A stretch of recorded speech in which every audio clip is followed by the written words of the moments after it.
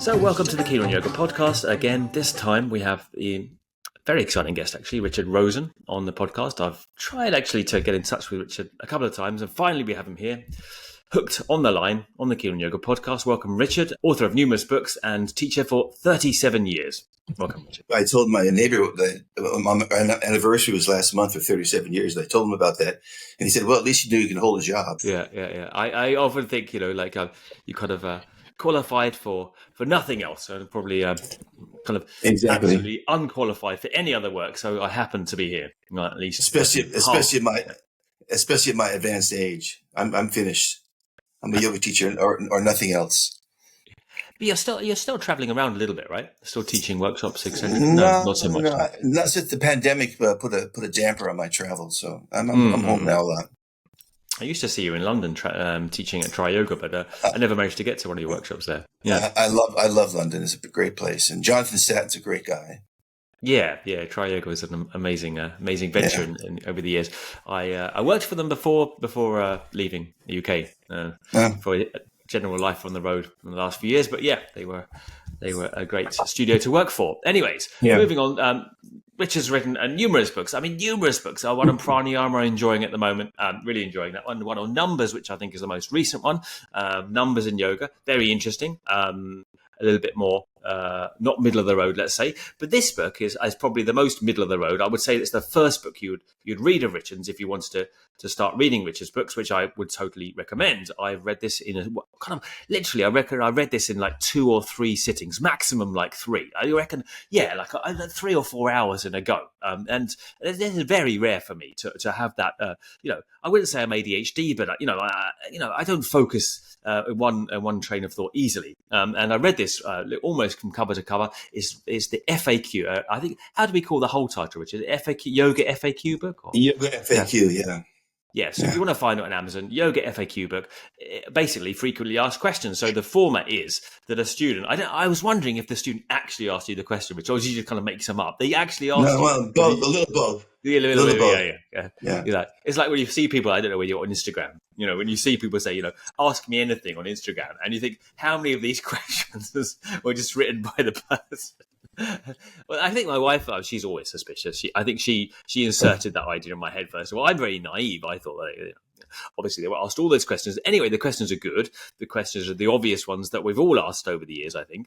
Read the bloody book. It's a really easy book to read. Not only is it easy, it actually introduces you to your practicalities of yoga philosophy in a way that similar to Daniel Simpson's book. If you haven't read Daniel Simpson's Truth of Yoga, similar, but different. Obviously, Richard has his own voice and style. And just get the book, and we'll talk a little bit about it today. Let's start at the beginning, and I suppose just introducing you to the listeners, Richard. Just tell me a little bit about your background first of all. How you got into yoga, because it's a kind of fun story. You want the long version, the short version? I think we have enough to cover that we need today. We need a short version because we have some serious questions to cover. But just a small background. Yeah, I had a breakup with a girlfriend years ago, and I was feeling sorry for myself, as one does when they had breakups. It suddenly occurred to me that there was something that I'd read in a book years ago that I didn't understand at the time, and I pulled down the book to look at it, and I can't say that I understood it then, but it certainly opened my eyes, and it was a book by Krishnamurti, actually. And so I got started reading books in that vein, and I eventually came across a book by the name called The Master Game by Robert de Ropp. And in it, he said that yoga was the best exercise that had been invented. About a week after that, I picked up a local paper, the East Bay Express, and there was an ad for the yoga room. This is 1980. So I thought, okay, well, I'll give it a try. And here I am. 44 years later. In the book, you do mention the story. So, all of this stuff you'll find in the book itself in a longer form. But I always wondered, because what were you doing before that? Were you because the books are such serious academic projects. Were you in academia or do you have a kind of professional background like that? No, I didn't expect so. Well, for one thing, I have a master's degree in library science, so I was very good at research. Yeah. But right. before that, I was self-employed, which is rather unusual for that time. I was a reader for the blind, and I could work at home. And I could practice whenever I wanted to then. Right. So What does that? I mean, it's a bit of a sidebar, really. But what did that job entail then? Just What? I'm sorry. what did the job entail? Reading for the blind.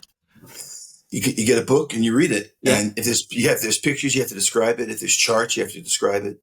You've got to actually get the whole book down on tape, no matter what's in the book. So if Okay. I did, Yeah. I did, statistical books and history. I did The Hobbit one time, and just novels and things like that. So it's just Right. a range. I did that for years because it allowed me to be on my own. I didn't have to go into work, Yeah. So Yeah. Yeah. I really enjoyed that. And you've I've got a only good had one. voice for it as well. Yeah. Well, that's what I've been told. But Yeah. I've actually I've only had one real job in my whole life, and I worked for a library for about a year and a half, and that was it. Kind of like a latter day audiobook, really, isn't it? In what you're describing there, what you'd have. Yeah. Yeah. The funny thing is, my brother actually does that for a job. Who reads the audio books, and he has a. Yeah. It sounds exactly like me. It's like listening to me. It's bizarre. Yeah. But reading like Jane Austen or something, he likes to read those ones, like English literature, which I Yeah. probably smarten up my voice and do a good job at as well. Anyway, right, let's make a start with the books. And I wrote a whole bunch of questions. The first one is I'm always intrigued. What was the most interesting thing in writing this book that maybe it changed your mind about yoga or surprised you in the research? Right, you maybe had a sea change, or maybe Well, not, maybe confirmed. well, the one thing that I learned is that the most popular translation of yoga into English is union. And when you have a union, you need two things to join together. But I realized that most of the world views of most yoga schools is monist. There's just one thing. So I realized that at that time that the assumption is that the union consists of joining the small self with the great self, the jivatman with the paramatman. And I realized that there was never any separation between the two. So yoga doesn't affect the union; it reveals a union that preexisted that preexisted and it will always exist. So that was the one thing that I really was really opened my eyes about what yoga was all about, what yoga meant. I suppose the majority of the stuff that one hears, and especially the text you read in India, will be kind of Vedantic, right? It's kind of like so in which sense dualist, right, rather than kind of more Advaita framed, Yeah, where right. which is kind of definitely the Advaita ideas are coming more into the current narrative, right, becoming more popular. These kind of ideas that everything is one, but on the other hand, what I thought you were going to say is that you found that actually it more meant the yoga meant disunion rather than union, because you do mention that in the book as well. Well, that's classical yoga. That's Patanjali yoga. It's V yoga. It's not really yoga. It's what's called V yoga, VI yoga, because Patanjali separates itself from everything, from matter. So and at the end of that practice, there's no union with anything. The Purusha just sort of floats off into the ether and is never heard from again. I've kind of a circle around this all the time about the Yoga Sutras, and I have a kind of I say a bit of an antagonistic or love-hate relationship with the book. I mean, why is it then that the Patanjali Yoga, which is essentially about disunion, has become really the current Bible for a current practice, which is much more about union and embodiment? I'm going to get some cards and letters about this answer. This has got me disinvited back to a lot of yoga schools when I've said these things. But the Yoga Sutra is just you can read the Yoga Sutra as a historical document because it's the first written systematic presentation of yoga. But other than that, Georg Furstein called it a philosophical dead end because of the dualism, the absolute dualism between Purusha and Prakriti, and that's one of the problems with the book. There's no real cogent explanation of how those two get together to combine, how they combine to create the world. The other thing about the Yoga Sutra is that, as you say, it's separative. It's life and world denying, and it's like a reducing diet. You gradually strip yourself of your association with matter, and I think that is the major problem with the book nowadays, because the meditation consists of narrowing down into and separating out from the world around you. And I think that in any meditation practice, the world should be included in the meditation. So it's not neti, not this, not that, but iti, this.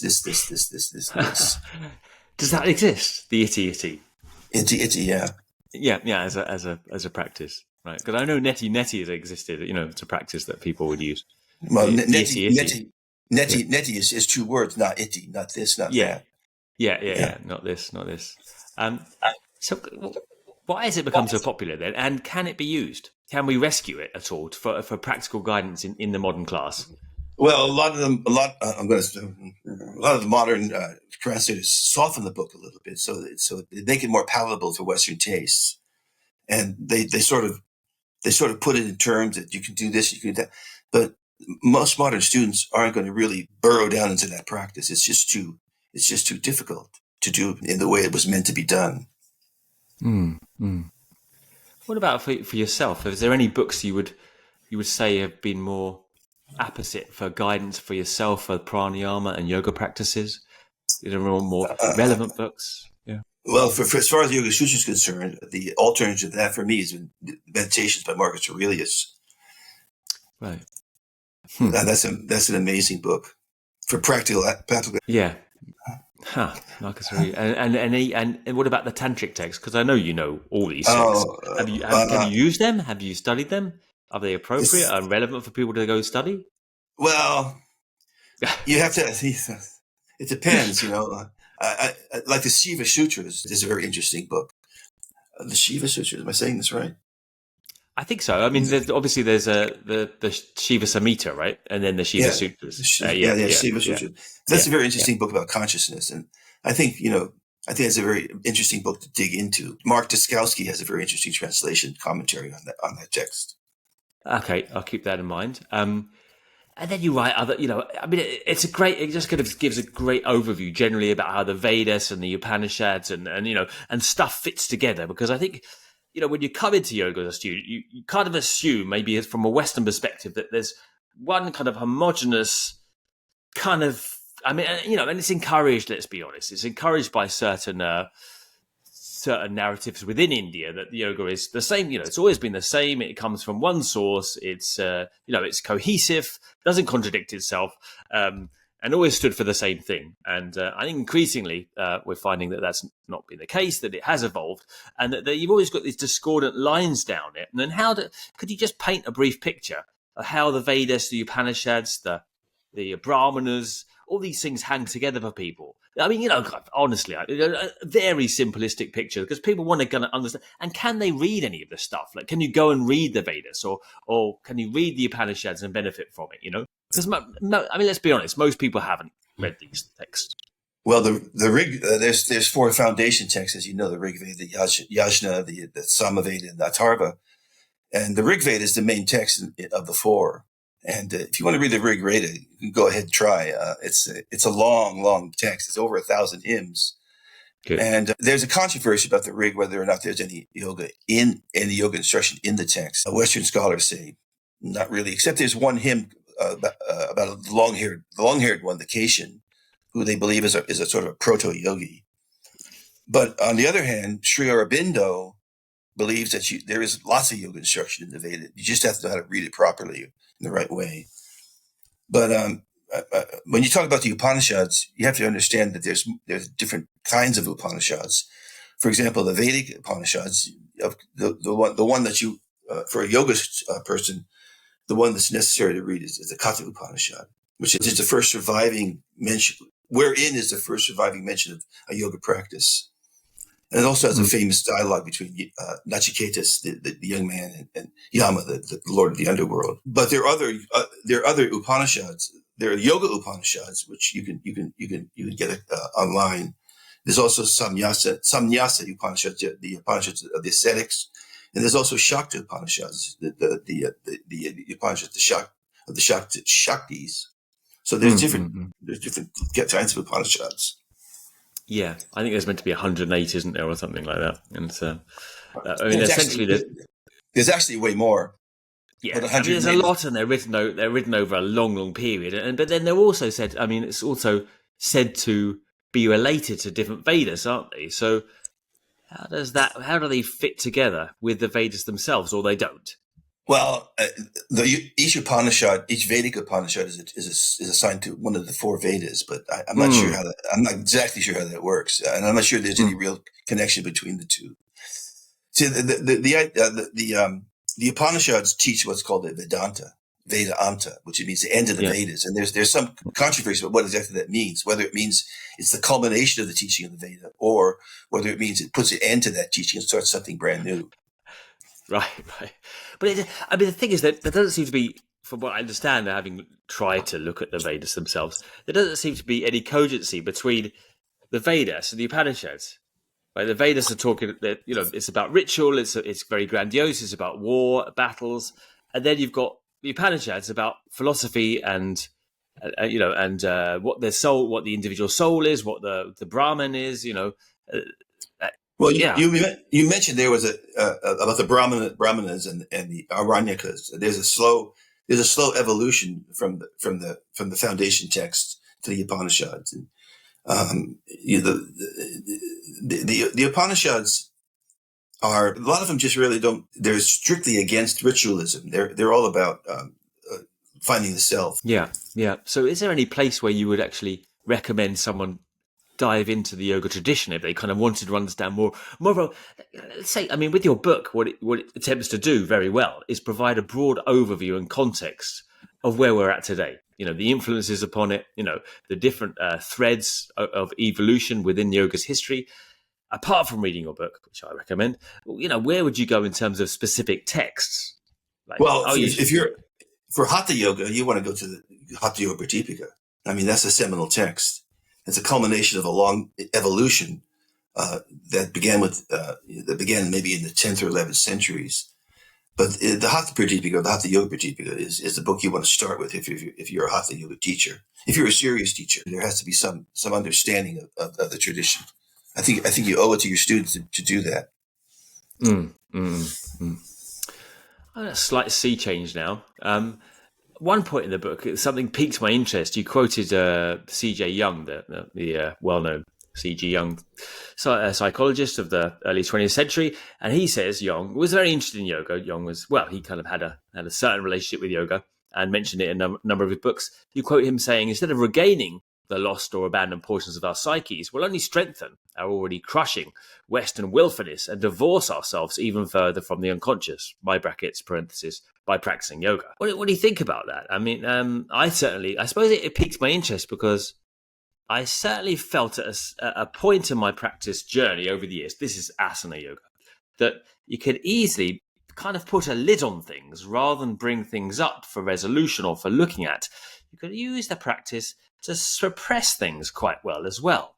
And I noticed that not only, I think, with myself, but kind of extrapolating from what I saw amongst my peers also.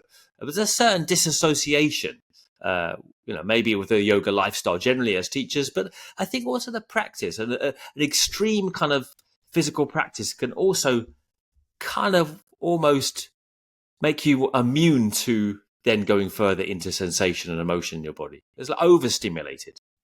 Yeah, well, there were some European intellectuals, not only Jung, but a guy named John Gebser, who really were against Westerners taking up Eastern practices. They felt they felt that the consciousness between the two worlds, East and Western consciousness, was not conducive to an Eastern practice. And they felt that we should stick with Western practices. They had a much different idea of what yoga was. And when Jung was alive, which he died, 1939, I guess, there was a much different idea about what yoga was all about. He was objecting. I'm not quite sure what he was objecting to as far as the practice is concerned. But of course, the practice has evolved since his death. And it's a different practice now. But what I see a lot of is softening the ego. A lot of times the practice strengthens the ego. It gives you a sense of power.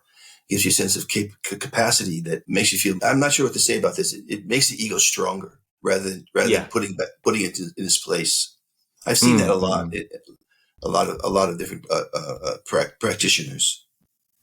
Yeah, I reckon most people have probably seen that. Really, if we're honest, I think one thing Jung used it for, didn't he? He said he used to. I remember reading in his book, Memories and Reflections. It's a great book, in fact. His biography. I think it was an autobiography, isn't it, of his time going through some serious kind of emotional mental turmoil, and he used the asanas to kind of settle himself down, and then he would go back into his kind of I don't know what his process was, but it seemed to be rather a serious kind of self psychoanalysis. Well, they broke up with Freud, and that was a very disturbing event. But he was very strongly influenced by Indian philosophy. He has a book on Kundalini and psychology. It's really interesting. Yeah, definitely worth the read. I think the easiest way to read into him is to start with the autobiography, which is an easy read, and then branch out into his other books. But yeah, I think a breakup with Freud would send anyone into a difficult emotional state. Knowing Freud's character, so knowing that you've done all this research, where do you stand with asana now? Has it changed your mind on asana, or how do you view it? Well, the problem is, if this is a problem at all, that asana is often equated with yoga. That's a big mistake right there. Yoga is more than asana, way more than asana. Most students, when they talk about yoga, they talk about asana. When I ran the Piedmont Yoga Studio many years ago, I wanted to call yoga classes asana classes. And my studio manager flipped out over that. She said, no, you can't do that. But I thought it'd be more an accurate description of what's going on in the class. They call it an asana class because that's all that was done. It wasn't really yoga per se. I think asanas are if they're done properly, they're very useful for your health and well-being. But I think they have to be taught in a certain way. I'm a little bit unhappy with flow classes. And I probably shouldn't be saying that because they're very popular nowadays. That's a nice way to put it. I'm afraid that in those classes, people are doing things to themselves that they're not entirely healthy. The kinds of movements they're doing. The younger teachers, don't. The younger teachers, direct your cards not just Adam, please. The younger teachers don't have the same kind of training that we did back in the old days, in the Iyengar days. Our training lasted for 2 years.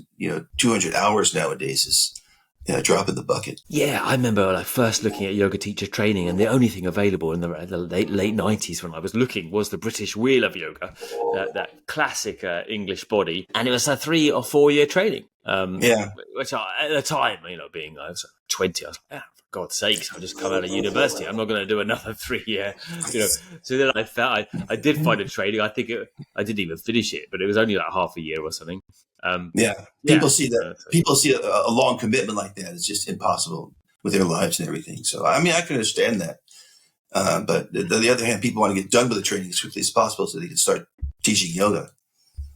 Yeah, but I think, the vinyasa flow classes also mark another turn of the wheel in a way that, it's evolved once more, hasn't it? And it's gradually kind of creeping from like a static form practice, which originally appears like it will be a stasis for the sake of taking one's consciousness out of the body, to an increasingly embodied kind of flow that, the consciousness is seen or experienced in a constant process of becoming, not getting too Sartre-exed, rather than being, So it's a change of a mentality or interest towards the sense of personhood, I think, that it signifies. Well, that's a very dignified way to put it. Most people that go to flow classes want some exercise, basically. Of course. Yeah. I just want to be clear that I'm not criticizing Ashtanga yoga. That's a whole different story. And there's some really excellent Ashtanga teachers around. We were talking about Richard Freeman earlier. He's one of my idols as far as yoga teachers are concerned. He's a great teacher. Absolutely. Yeah. That's why I kind of try and see it in the most positive light, because we can see the Ashtanga yoga and you see how it's evolved from Krishnamacharya to Pattabhi Jois. He definitely put his own innovation to it. And then you can see latterly how Pattabhi Jois's Ashtanga has evolved with people like Brian Kest or Beryl Bender, outwards to power, and then from power yoga to an absolute free-for-all. Exactly. So I don't know. I think one has to. I'm not a great example of this, but somewhat trying to read things in the best light to say, well, everything is evolution. We're yoga babies. Yoga's been in India, around India for 2,400 years at least. But in this country, depending on where you think it starts, with Vivekananda or Indra Devi, no more than 120 years or something like that. So we're in our cribs doing this. These are our mudras. And I think I was connected with Georg Furstein for many years, and he really objected to what was going on in modern yoga. He was horrified about what was happening. He was a strict traditionalist, but he never got behind the idea that when you take something from one culture and put it into another, it's going to change. This is inevitable. So we're going through some experimentation. I guess I would say, to see what the most kinds of yoga best suit Western consciousness and Western. Yeah, I mean, the thing is, if you take something and make it popular or it becomes popular to the general society, it's going to be watered down so everyone can appreciate it. And so, so in the end, it kind of has no message at all, generally speaking. I mean, but there's a couple of questions I wanted to ask you along those lines, which kind of fit nicely here. One is about the yoga anatomy. You mentioned responsibility as a teacher to know Hatha Yoga Pratipika and, do some proper training. And what do you think about the current trend of yoga anatomy in the class? Because sometimes I fear now that yoga has almost become about yoga anatomy itself, right? Yeah. Well, it's really nothing new. I mean, 40 years ago in teacher training at the Iyengar Institute, we had anatomy and physiology and kinesiology. I remember the teacher took us down to the anatomy labs at Stanford University, showed us the liver, like something like that. So it's quite useful for regular teachers to know a little bit about muscles and bones. But now the thing that's changed a lot is that there's yoga therapy. If you're doing that, then yes, you need to have some background in anatomy and physiology and things like that. I don't think it's a bad idea. It would be quite an experience. The Stanford Anatomy Labs were an eye opener. There's rack after rack and rack after bodies in various degrees of the dissection, organs sitting all over the place. It was an interesting experience. Honestly, I don't know whether I could do that. Yeah, but anyway, the second question along those lines was, well, having spoken in these kind of way from Jung onwards in our conversation, well, should there be any caveats to assess students? Nowadays, the one problem I had, thinking actually about my experience at Tri Yoga is that you had these level 1 Ashtanga, level 2, level 3. It didn't make a goddamn ounce of difference. The people would come to the class that fitted them. Didn't matter what it said on the tin. They'd wander in and go, "What class is it today?" You'd go, "Well, it's Ashtanga." They'd go, "Well, I wanted to do the Yin, but it didn't. Then it didn't clash with this or that. Now I'm here. Is that all right?" What are you going to say? So what I'm saying is, in a long-winded way, how can we structure this differently? Should there be caveats for assessing students? How do we go forward with a populist thing that we've got on our hands these days? I think the main thing is with beginning students, there should, I think ideally, which is, I'm not sure it's practical, but yoga schools should have something that educates a new student about what's going to happen in the yoga class, what kind of class they're more suited to, what they can expect and what the teachers are like. So that when they go into a class, they have an idea of what's going to happen. As you say, a lot of new students just wander into a class. And nowadays, especially, they've really, a lot of schools have given up on levels. When I was years ago, there was level 1, level 2, level 3, level 4. So you knew what you were going to get when you walked into the class, and so you really couldn't complain. But nowadays, it's all mixed levels. And so I've got classes where somebody comes in for the first yoga class ever, and I've got students that have been studying with me for 15, 20 years. And it's kind of a difficult thing to make a balance so that everybody gets something useful out of the class. I think in the end, it'll just be like one long yoga class without any kind of differentiation between style, level. If this fits your schedule at 12:30, come. Exactly. Yeah. It's convenience mostly for people now. Well, a lot of times that this class works because it's at a good time. So I think we're used to it. I think increasingly we're just used to having everything. If you want to go now and do this, then you can go now and do this. And it's like, before, so people say, I drive like 3. People will tell me, I drive 3 hours to go to this Ashtanga teacher once a week or twice a week. Do you know what I mean? And now it's just like, well, would never happen. The problem in that is that when new students wander into a class and they have a really difficult time because it's a more advanced class, it just discourages them from doing yoga entirely. And so their yoga career is over before it even starts, which is unfortunate. Yeah. I mean, that's the thing, isn't it? I know we can't put it to rights here, but it's a difficult situation to try to rectify. I'm not quite sure that my idea of putting out an overview of the classes would really work. People wouldn't read it anyway, and they just go off and do what they want to do. Yeah. Well, what about pranayama? Moving on. You mentioned in your books that you've consistently held down a pranayama practice over the years, and how does that dovetail into yoga? Does it dovetail into yoga or not, or should it? It does, and it should. Although I can tell you that after 20 some years of teaching pranayama, it's a really tough sell. Nobody wants to breathe. It doesn't appeal to the people who want to exercise, and nobody really understands the benefits of the transformative power of the breath. And so, I've taught pranayama. It's really hard to even get the class started because it's really hard to get enough people to come to class to make it worthwhile to have a class at all. Or they want to come and do, like my experience is, just massive breath holds. That's another problem because that's not appropriate for people who are just beginning pranayama. I used to review videos for Yoga Journal, and I'd be horrified with some of the things that they were teaching on a video to do for pranayama. It was just not a good idea for people to do that for various reasons. You've got to start your breathing practice gently with a lot of awareness, and if you go too fast, too far, there's consequences oftentimes.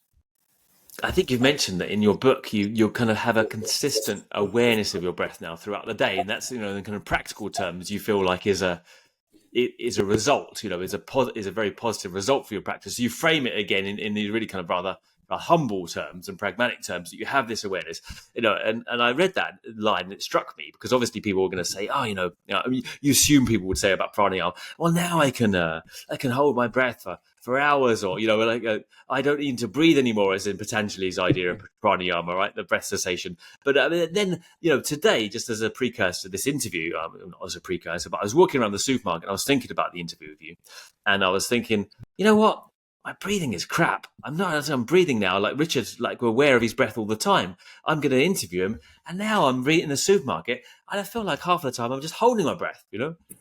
It's useless, especially as a yoga teacher for 25 years. I should be ashamed of myself. Well, how should we start to encourage people into a pranayama practice? Is there any tips or advice you would give people?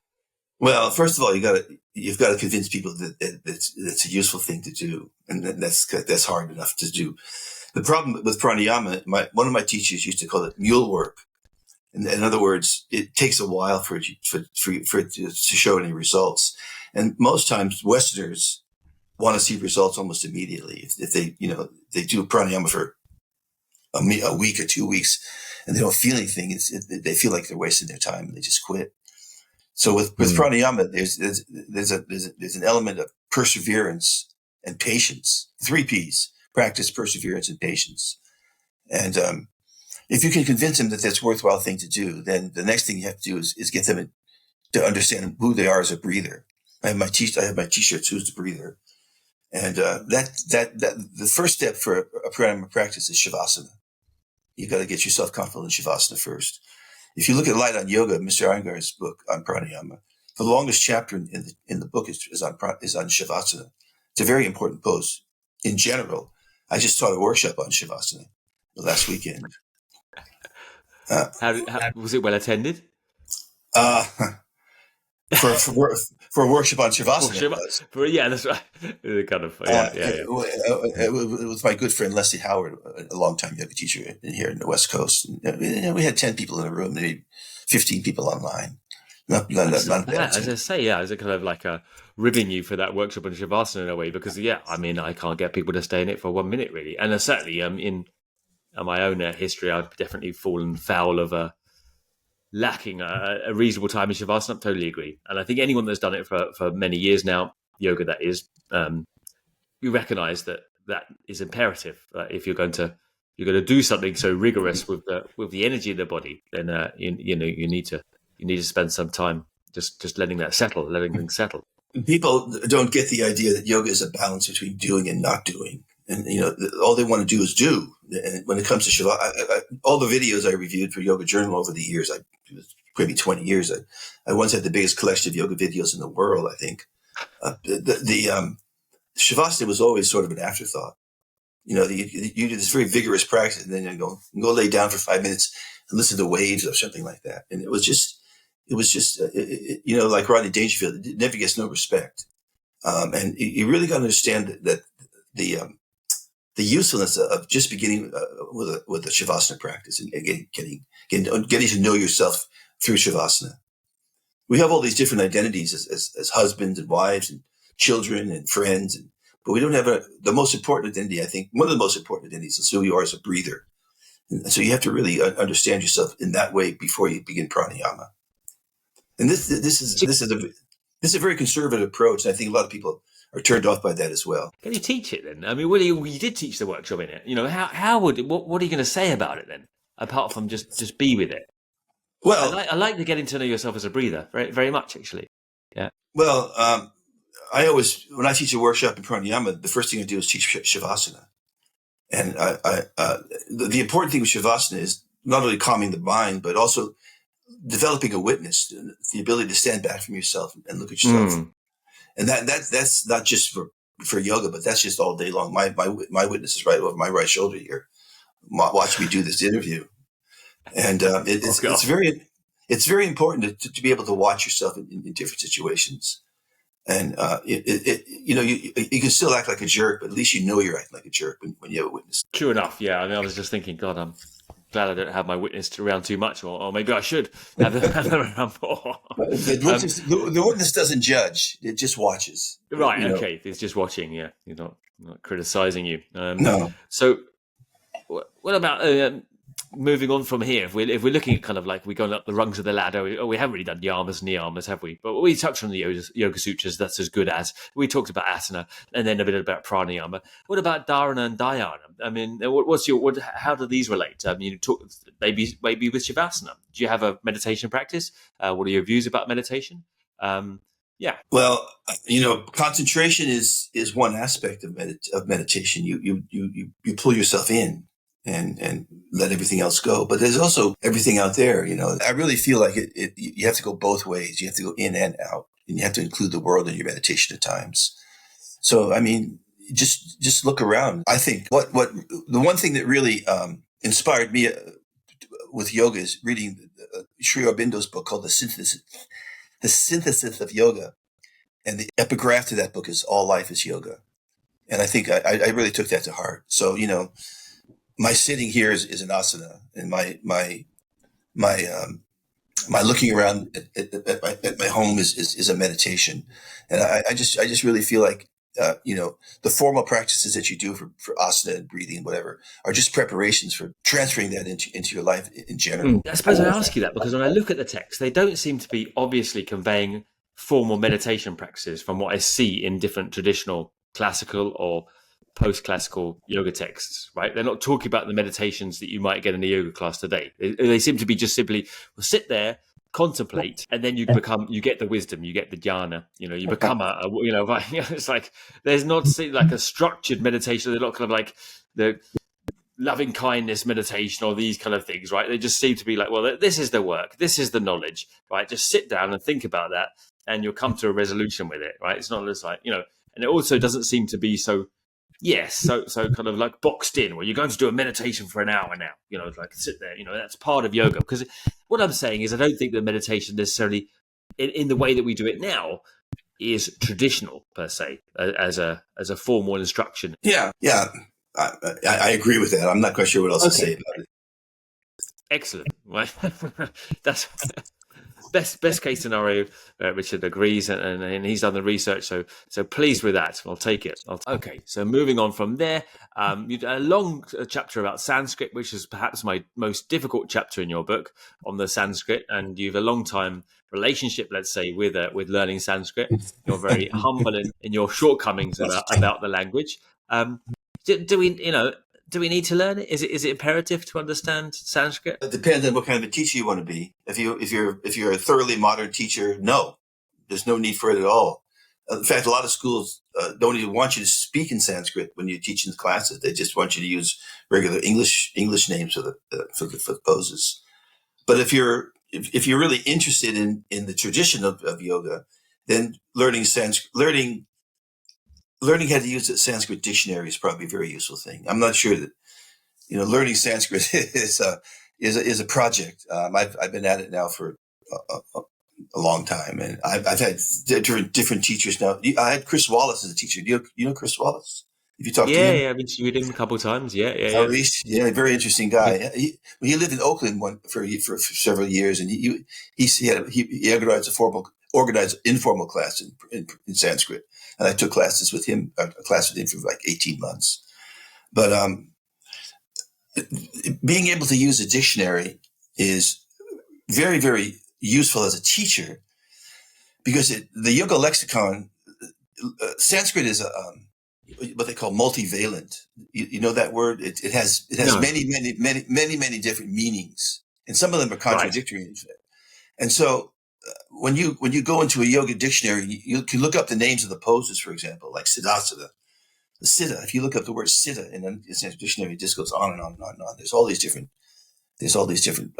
definitions for siddha, and I think that adds a whole new dimension to your practice and to your teaching, because you can really see into how the yogis thought about these different asanas and what they really meant to them.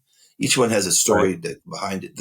It's not terribly difficult. I've actually taught a class in how to use a Sanskrit dictionary.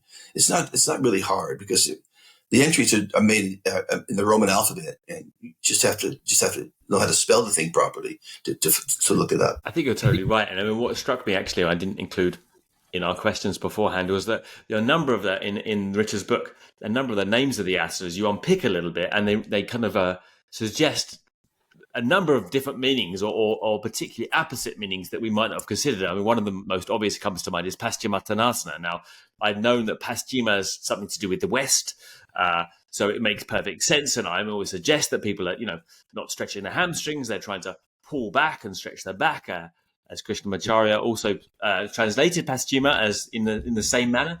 But then you also say, well, Paschima can mean, I think you say the westward path, which is another kind of a code for Sushumna Nadi, for more esoteric perspective. That was it. Yeah. That was the original meaning. That was the original meaning of what Paschima. It was meant. It's the western path. It's Sushumna Nadi, because when you bend forward and lay your torso down onto your thighs, it moves the breath to the back of the torso to the root of the spine. The pose, like many poses, the name has been repurposed to make it more understandable to modern students. So the western path became the back of the body. It works. I mean, the forward bend does stretch the back of your body, but originally it was a reference to the Sushumna Nadi. And I think you also mentioned that you would do it in that capacity. You would actually do it with the stomach on the legs and breathe with the pranayama to kind of stimulate that area. Right. You would also do it along with an intense breath, which was a kind of anathema to stretching backwards, where you would hollow the stomach really and stretch back, but actually to press down with the stomach like that to stimulate. So it could then is very confusing, because it relates a very different approach altogether to the asana as well, right? Yeah. And I think, I don't know. I think, definitely it's more equated to the tantric perspective, of course. But then again, like, as we've been talking a little bit, like, well, are we doing that now? When you read the tantric text, you mentioned Hatha Yoga Pratipika.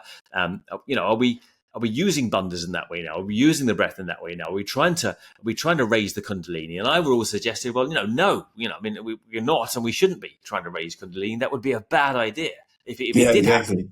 So in which sense, then we need to also look at the way we're using breath and bandha, because, we're not doing Mahamudra, Mahaveda, Mahabandha now, sitting there heavy, handedly trying to force our body, almost kind of like, I always kind of like think it's kind of override the conditioning, they kind of like short circuit the whole thing to kind of blow itself up in a way, with this very, very intense kind of techniques. And they need to be moderated for the modern. Although the roots are there, they're very different in the modern context, or perhaps they ought to be.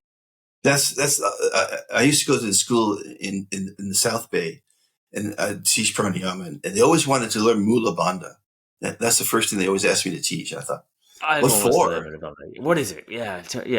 What do you do? Yeah. What do you need it for? It doesn't make any sense to do that as a relatively beginning pranayama student. You have to lay a foundation before you even start to do those things and all that kind of retention and things like that. Most students are just in too big of a hurry. I see it all the time in asana. I say, ground your back heel, release your groin. I'm looking around the room and half the people are already in the pose. A lot of students don't understand that the poses are a process, not a state. And there's a beginning and the middle and an end that's go through properly for the pose to be a success and useful in any significant way. So I think, people are just in too big of a hurry nowadays to get somewhere. They're not enjoying the trip along the way and the trip back. I'm assuming, I never asked you who your main teacher was, but I'm assuming by the speaking like that, it's a Iyengar, right? I was trained in the Iyengar Institute in San Francisco by one of the two senior Iyengar teachers in the country at the time. No names. But it was an interesting experience. It took me 2.5 years to get through the program, and I learned it was a full program. They give you the meditation, kinesiology, physiology, meditation. You covered all the bases at that school in 2 years.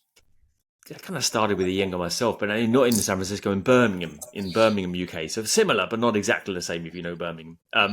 And with a teacher called Jane Orton, who I remember to this day, great teacher, but I just got fed up of being kind of all this props and they're kind of being scolded a little bit. And then all the thing with setting up the things, the props, the blankets, and then you were never doing it right. Even if, I was 20 years old and super flex, I could do the stuff, but no, the skin of the big toe wasn't right.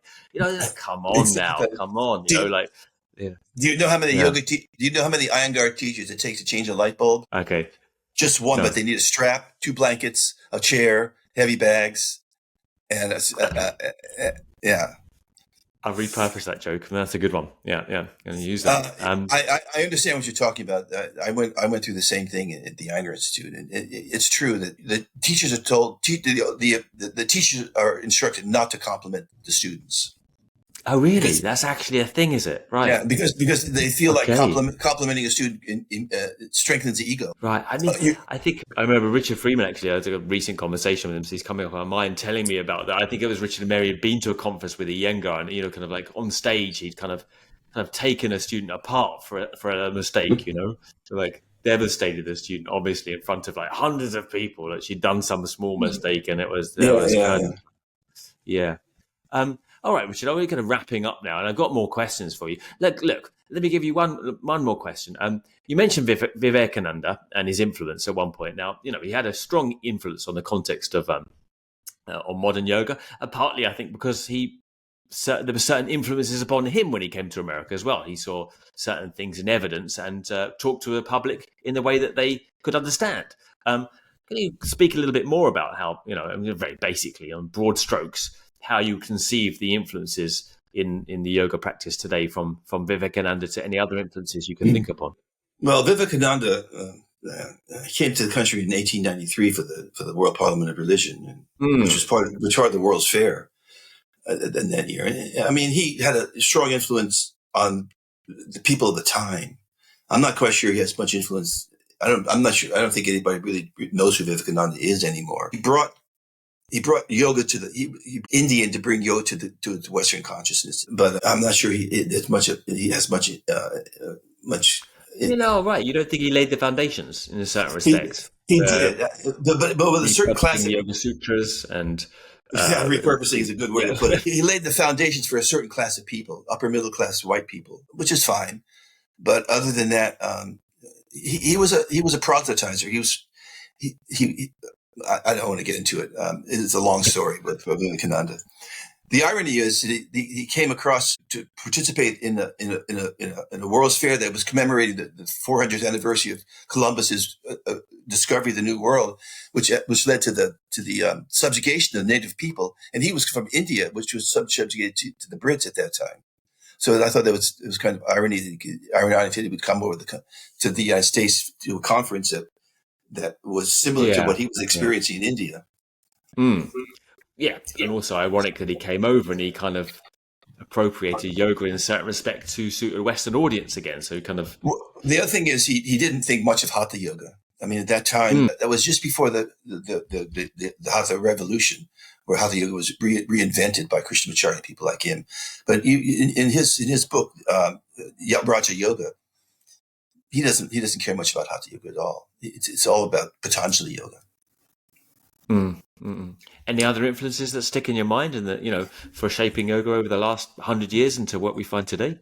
Well, I'm just going to name the Iyengar people. I'm not going to venture into other areas because I'll get nasty letters for people whose teachers I left out.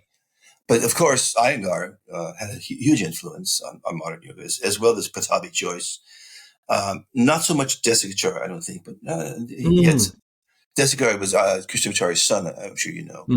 And then, of course, the fourth one is Indra Devi, who never gets enough credit for what she did. She really opened one of the first public yoga schools in the U.S. in Hollywood when she came over. So I mean, she doesn't get enough credit for what she went through to become a yoga teacher. It wasn't easy. She had a really hard time getting Krishnamacharya to accept her as a student. Yeah, she did. She was a very determined person. She didn't say no to Indra Devi.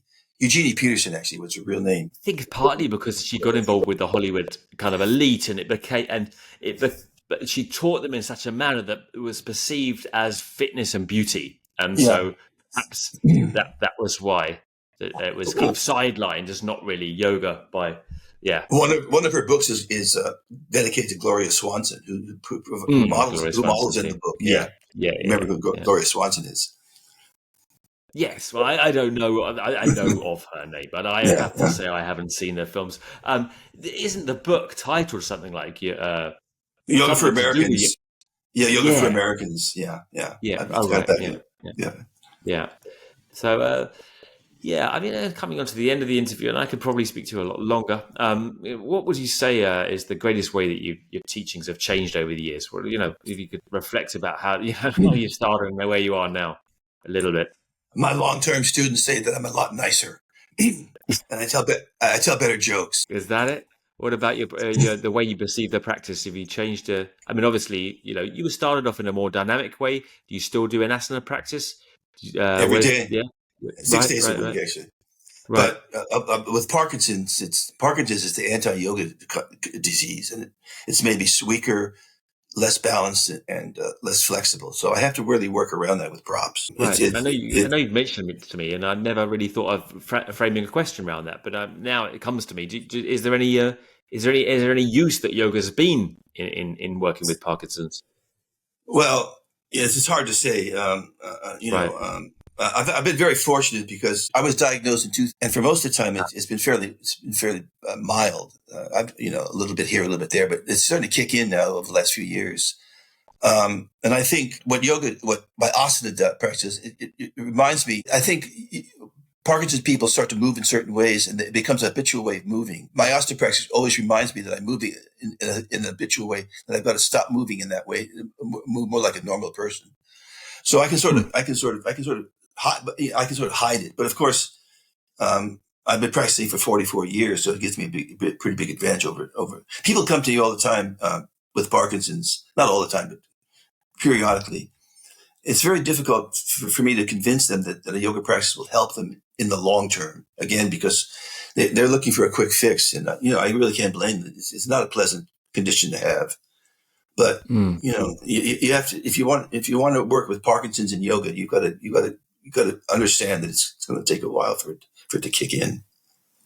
And obviously, many people come to yoga, having got Parkinson's in the later years of their life, pretty late. So it's like, I'm already 70. Come on now, 20 years down the line, getting the benefits here. It's I do my best. I do my best with these people, but they hardly ever come back. Every now and then they come back. First of all, I never charge anybody for Parkinson's help. I think that I owe it to them if I can help them. but they hardly ever come back after I've done one session with them. It's just too weird. I think with all the props and things that I showed them how to use. Well, Richard, I mean, we've gone over an hour now, so I like to keep it to an hour. I mean, as I said, I'll try and get you on at another point and talk about another one of your books, see how many books I can read in one or two sittings. But this one was a great book, so please, everyone, do me the favor of actually looking at the book, and you can break it. You don't have to read it in one sitting. You can break it down. It's got this FAQs, so you read one question. It's very practical. Richard's very, very practical with it. You can read a question, come back to it, read another question, and what it will do for you is it will give you a decent overview of how stuff fits in a way that I've attempted badly to prune Richard into doing today, though we've done a little bit of a job on whetting your appetite. So all that remains is just to simply ask Richard my normal questions, which he knows are coming up. Give me one guilty pleasure, Richard, and one something that inspires you to round off the interview today. Well, to be honest, my guilty pleasure is writing silly poetry. I have a self-published book called The Alphabet of Zoo. And it's an alphabet of animals, A through Z, and it was quite successful. I've sold over 400 copies. So that's what I do instead of studying yoga, which I should be doing, or Sanskrit. I spend an hour every evening writing poetry. I have another one coming. Yeah, go ahead. Kind of Spike Milligan-esque. Kind of what? Spike Milligan-esque. You ever any Spike Milligan poetry? Vaguely, more like. Anyway, I could read one to you if we have the time, but I think we're running out of time. All right, get the book then. It's like T.S. Eliot's Book of Cats, but Richard's Book of Animal Poems. Yeah, and the inspiration. Writers, a lot of science fiction writers, Ian Banks, and the culture novels, Stanislaw Lem and Solaris, and mostly the magical realists. 100 Years of Solitude, Garcia, Borges, and Jose Saramago, a Portuguese writer who won the Nobel Prize years ago. He's got some beautiful books out. Saramago. When you were mentioning the reading, right? My Latin American teacher at university used to read for Borges because he was over there in Argentina, right? And Borges was going blind, so he was the person he liked his English voice. So he'd read for Borges. I thought, what an honor for this guy to be reading for Borges like that, It's Richard has. I mean, we've been corresponding on email. He's got so many recommendations and books and stuff, and now over email, just from like references in his FAQ book as well, you'll find you're now referenced to so many different trails of reading. So he's very, very re-inspired me to look at many different things. If you read the book, you will be too. So thanks, Richard, for coming on. Thank you very much. And let's try and schedule another talk at some point again. I really appreciate you having me on your program. Thanks very much. Yeah, it's been good to chat. All right.